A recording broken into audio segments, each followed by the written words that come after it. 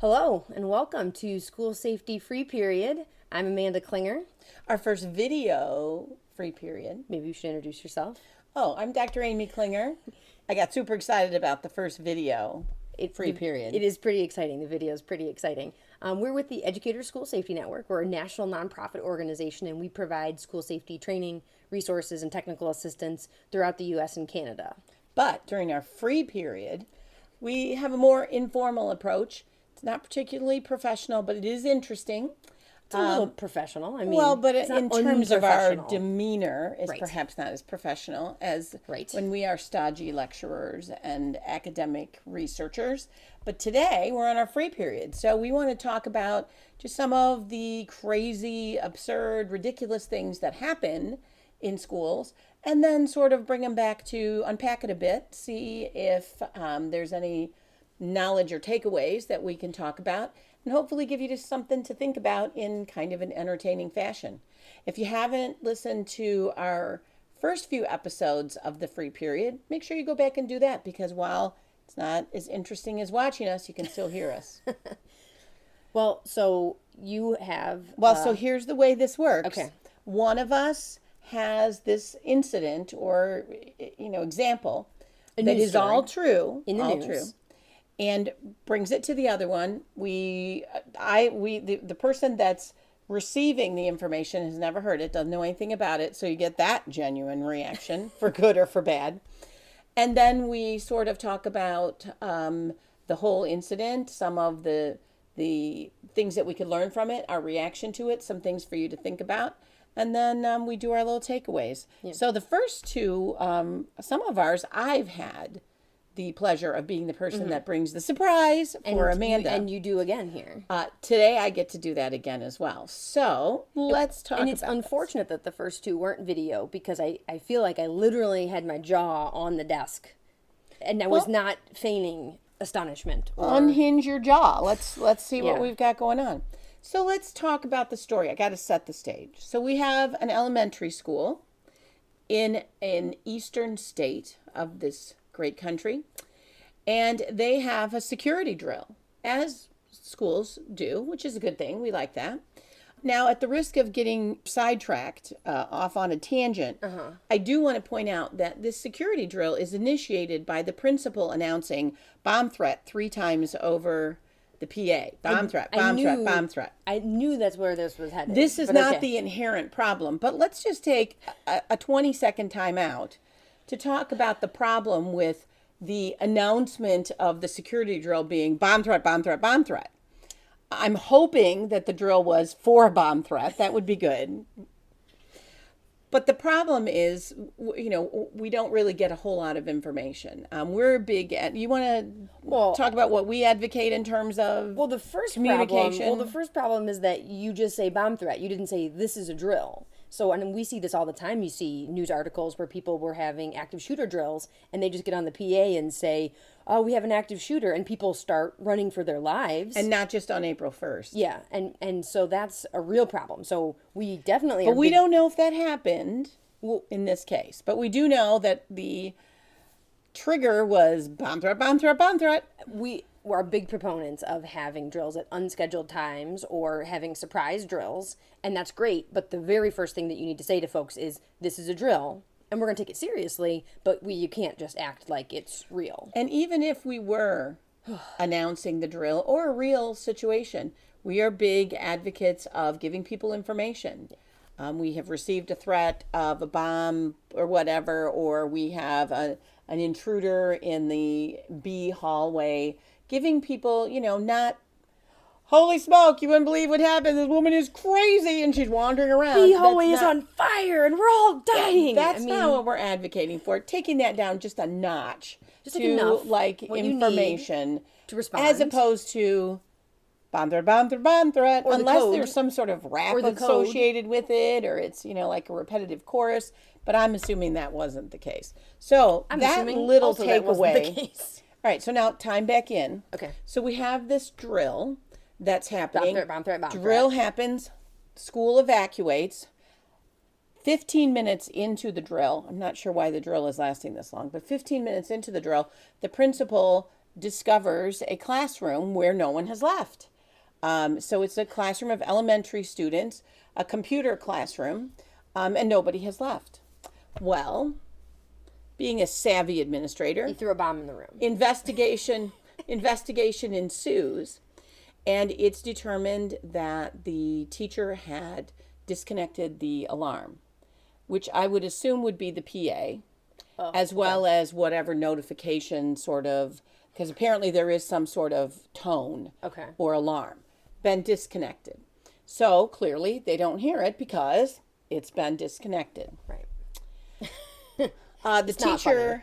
teacher has funny. has a compelling rationale for doing that, and I was want to make obnoxious. sure It was that annoying. no, there were two reasons.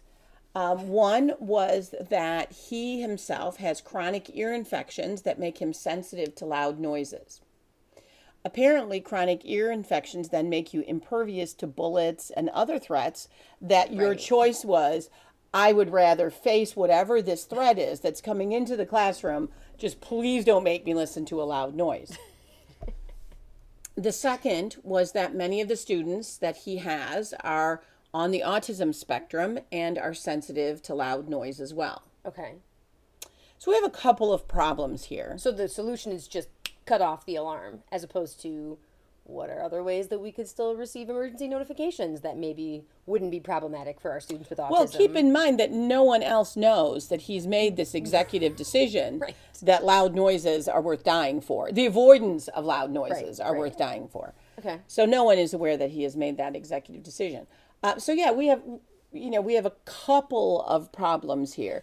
But I think the overwhelming one of the takeaways, we'll jump right to that, is that clearly this teacher is planning for drills. He's not planning for events. Right. He's planning for, well, clearly we're going to have a fire drill. We're going to have a security drill. We're going to have a Bomb lockdown drill. Bomb threat. Bomb drill. threat. Don't want to deal with any of those. Those aren't really relevant to me. Maybe it was that he didn't like repetition. Maybe it was Alliteration. That he didn't like repetition. He didn't like alliteration. So we have someone who is making decisions and enacting practices based on the incorrect assumption that we're always going to have a drill. What's the chances we'll ever have a crisis event in a school? Pretty good, actually. I think, what is it, 2.3 years at this point? Every 2.3 years, you're going to have a crisis event that broadly will defined. overwhelm the resources of the school. So apparently he's banking that it's not going to be this year. Our 2.3 years is not this year. Yeah. So Well, clearly also, we have another an thing issue. is I think it really speaks to the discrepancy between what we say we do and what actually happens, right? So they probably either have a policy, an informal, or at least they have an understanding that we have this alert system, we have the capability to provide bomb threat, bomb threat, bomb threat, or we have the capability to provide a tone to our teachers to know to respond. And there's clearly, in this case, a big discrepancy between Sure. what we think is happening or what we say is happening and what's actually happening. And as an administrator, I am unaware that my staff has made other decisions. And so I will demonstrate now the face that administrators make when it's determined that this is what we said we were doing, this is what's written down, this is what everyone believes we're doing, and then I have these other folks that have unilaterally made decisions that say, sorry, not for me. Okay, so we have that Sort of bit makes of you a wonder. problem. Sort of makes you wonder what other things that this person has opted out of. Well, yeah. unilaterally decided to opt out of. And then, I guess we need to revisit a bit the whole autism spectrum issue. That clearly, that it, any sort of emergency crisis response sort of situation is going to has the potential to be anxiety inducing or being really problematic for lots of kids, not just kids with including autism. those on the spectrum. But that doesn't mean that we say, well, sorry, we would have loved to save you, but we didn't want to upset you. So we left you behind in this bomb problem or this fire or this intruder. And it's not that the only way to solve this. So if the loud noises are potentially problematic, the only way to solve it wasn't just to cut off the alarm without telling anybody. There's a lot of other ways to approach it. And we see this a lot of times where you have schools that have high populations of students with special needs. And sometimes there's this defeatist attitude of, well, we have kids with mobility needs. We couldn't evacuate them. Yeah, you could. I mean, when my other option is to let them die, I mean, of course there's things that we can do. And so it is not a dichotomy of either we're dealing with this or we can't because we have students with special needs. There's tons of things that you can do. Well, so now let's move on to where this story goes from here. Oh man, is this another Paul Harvey thing? I feel like anyone who listens to this podcast who's my age is like looking at the Wikipedia. Yes, go look up Paul Harvey because it is very in keeping. The rest of the story. You just wait. I'm going to start doing references of people that you don't know who they are, and we'll see how you like it. I might know. I'm hip. So the problem of we didn't have this alarm system working. Right. And we had a class that sat for 15 minutes and did not participate in the security drill. Mm-hmm. The decision was made, or maybe not deciding is also a decision. Mm-hmm. We're not going to tell anyone that this happened. So the parents find out, as they are tending to do, through social media. Yes, it is determined that, hey, did you hear that your kids did not get saved during the security drill? They got to stay in, so they didn't have to deal with that noisy alarm. It's probably required by their IEP. Don't save them. It's in my IEP. Don't save me. One of the goals. Yeah. So parents find out. Mm-hmm. Clearly, they're upset. Mm-hmm. There is a cry for him to be released, be fired. Yes. There is a decision that's going to happen. It ends up in arbitration, etc. But the board's position is that the details were not released because it was a personnel issue. Well, the fact that you've got a class full of kids sitting in the middle of what's supposed to be an evacuation is not a personnel issue. Yeah, that's true. That's a crisis response safety sort of issue. Mm-hmm. And typically, note to self, it's not a good idea to try to sweep potential safety issues. Whoa, we dodged a bullet on that one under the rug. It's not the crime, it's the cover up. Yeah. And so that becomes clearly somewhat of a process. So now it ends up going to arbitration. He ends up keeping his job, which is kind of astounding.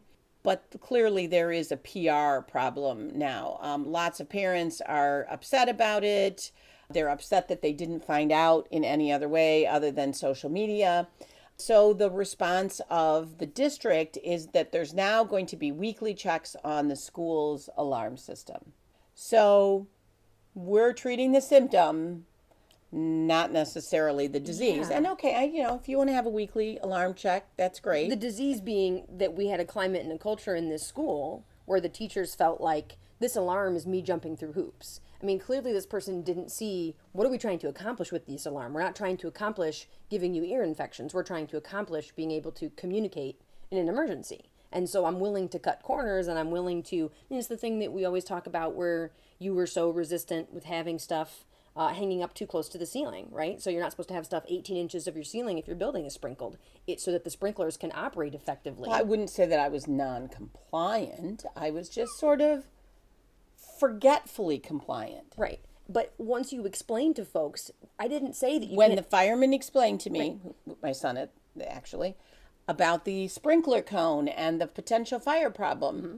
then that resistance goes away when you understand why you're doing it. We're not keeping things off the ceiling to be difficult. I'm not making you wear your ID because that's a power trip. I'm not asking you to carry a walkie-talkie because I want to bother you, but that is a leadership issue. If your folks see these safety things as jumping through hoops because you told me to do them, they're not going to do them. But once you get folks to see why we're doing those things, people become a lot more compliant.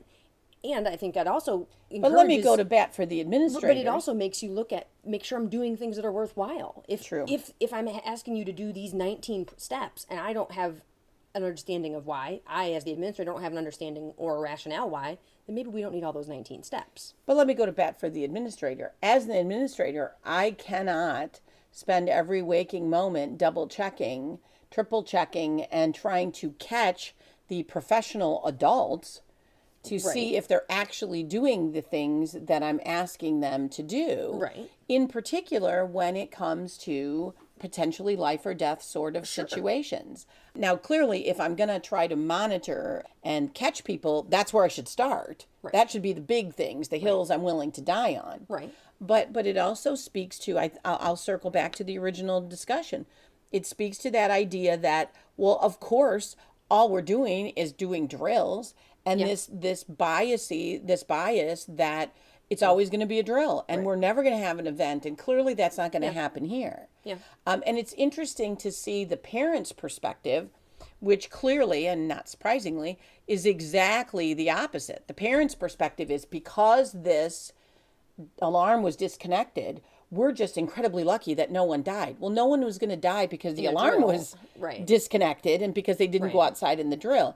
So you have these two really dichotomous positions Right. of the teacher saying, well, I was just, doing it for convenience, for the convenience of the adults, and the parents going from 0 to 60 going, everyone could have died because you disconnected the alarm. Well, not necessarily. So it really sort of shows how we are not often on the same page Right. when it comes to that. But I think the takeaway for parents, and we'll do 2 takeaways, 3 takeaways. And I have a legal thing too. Oh, 4. Yeah. The takeaway for the teacher is that it's not always about a drill. That we have to assume we're going to at some point have the real thing. For a parent, it's that I have an obligation to advocate for my child. And that sometimes those mistakes are made, and that we have to, be cognizant of that. I think that's the takeaway for the administrator you already said, which is I'm going to have to go back at some point and make sure that we're really complying with these things, but also that everyone understands why I'm asking you to do those things. They're not just complying for the sake of Right. complying. And then the last takeaway, And putting then, on your well, legal my hat. legal concern would be, so we paid money for this thing, for this alert, for this alarm. So there probably is a policy somewhere saying this is a thing we're going to do, and this is anytime you have a policy and you don't follow it, you're better off not even having a policy. Because say something did happen and a kid was injured in that classroom because they didn't evacuate. So you mean that you had this alarm system and you weren't using it? That's a problem. Yeah, but my Or you ear had this- infections. Like you can't come up with a better excuse. Right, I than, I guess I have ear infections is better than I could have cared less and I do what I want. Yeah. Maybe that wouldn't have been as good of a defense. Well, the other thing to consider is maybe there was someone in this school building yelling bomb threat, bomb threat, bomb threat who was abusing this alert system. I mean, you do have to take into that the boy who cried wolf. So now you're If I'm- trying to advocate. You're trying to stick up for the teacher. Good to take an even-handed approach. Well, I mean, cutting off the alarm isn't the way to solve that problem. But if you had a principal who's on the PA, on the alert every day, screaming stuff into the PA about mundane things, and this is supposed to be an emergency system, then no wonder they cut it off if it's going off every day and it's supposed to be for an emergency. So keep that in mind too, that, you can't, you have to say that something is a drill, and we have to make sure that we're upfront about that, because otherwise you have high school kids taking selfies while they're in lockdown, because we go into lockdown all the time for, the newspaper got thrown onto the, porch of the school or something absurd. So, Well, as my dad used to say, it's not so simple. I mean, we look at these and it's so easy for us to go, well, that guy's an idiot. Well, that's stupid. What's wrong with those people? And in reality, it is easy to make fun of people, that part. but in reality, I think it's reality is important much that more we look complicated. at there are multiple perspectives on this. And Mostly because there's other things that you could do. If it was such a problem, if the emergency alert was such a problem, there's things you could do other than just disconnecting it, and not telling put anyone. a sock over it? I mean, what do you mean there's other things you could have done? Maybe dial down the volume if it's a real problem. If I need to be able to be alerted, and maybe the volume was way too high, maybe it was disruptively high, maybe it was painfully loud. So can we dial that down? I mean, a tool is supposed to accomplish what you need it to accomplish. And so what can I do with that tool to accomplish what it needs to be accomplished? There you go. So thanks for joining us. As usual, we love it when you rate, review, and subscribe to our podcasts. If you're watching us on YouTube, you can subscribe to our YouTube channel. We have other different videos. We have our 1-minute safety checks. We have other Sure, a different lot things. more professional. They're less funny. I don't know how much more professional they are. And as always, if you have any questions, we love to answer questions. We love to help folks out. And if you have a unbelievable school safety story that happened, that's true, that you can send us a media report, please send it to us. We'd love to talk about it. The email for that is info@eschoolsafety.org, and links to all of our information, including our website and the resources and our podcast and social media, is all in the description of this podcast episode and in our bio. So thanks for joining us. Have a good day and don't disconnect anything.